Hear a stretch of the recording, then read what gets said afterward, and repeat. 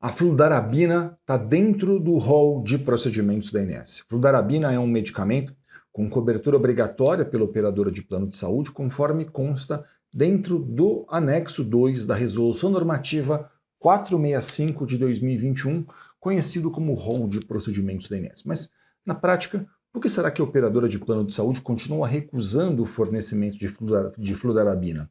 Eu vou tentar explicar para vocês agora o que diz a lei e o que diz o rol da ANS. Eu sou Elton Fernandes, eu sou advogado especialista em plano de saúde, professor de pós-graduação em importantes instituições da área e autor de livro jurídico. Hoje eu vou tentar desmistificar um pouco para vocês sobre as regras do setor dos planos de saúde.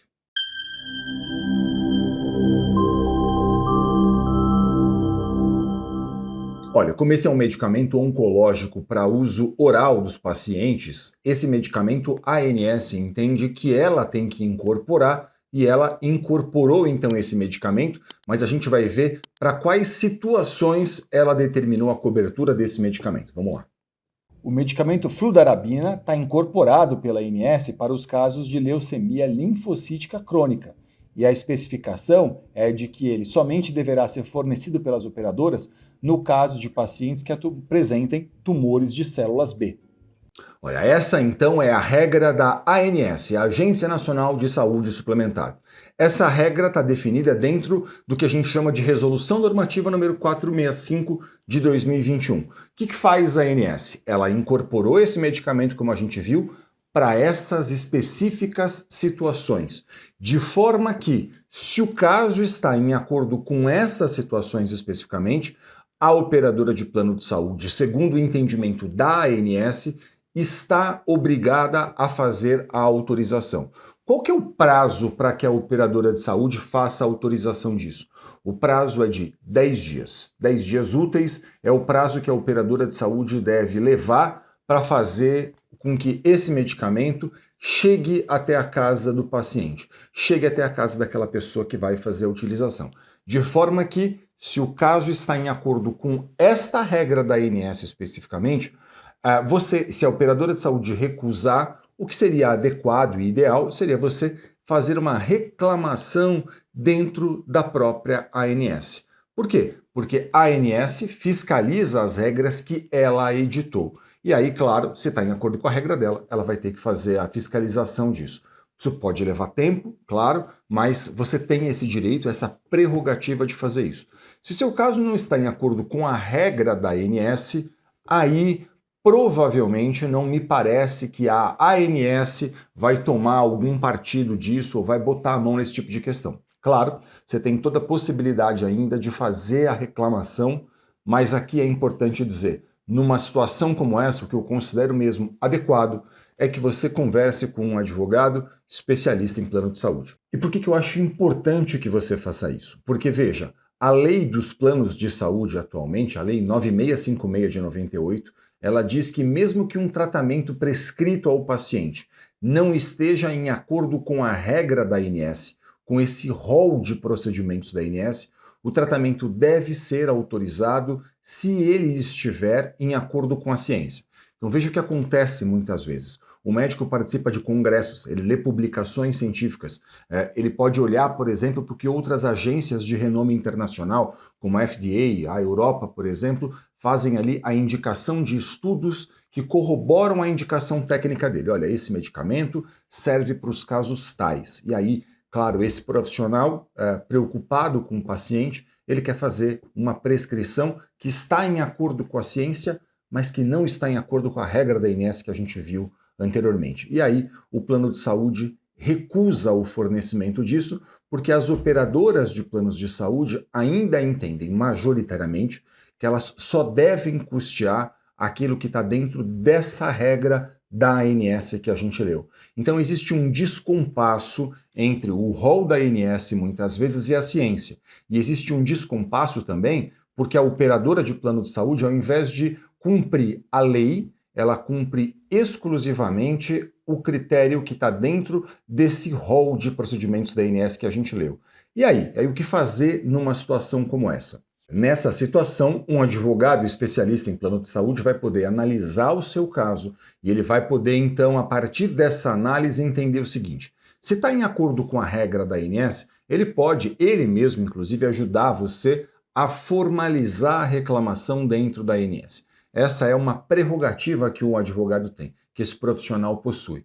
E aí, claro, se não estiver em acordo com a regra da ANS, ele vai ter que entender o caso, analisar se é, por exemplo, a situação de mover eventualmente uma ação judicial contra esse plano de saúde, a fim de buscar no Poder Judiciário a cobertura desse tipo de tratamento. Okay? Então, essa é uma possibilidade que o advogado possui. E claro, você deve estar perguntando, mas será que se eu tiver, por exemplo, que mover uma ação, como é que isso funciona? Né? Como é que seria isso na prática? Isso não vai levar muito tempo?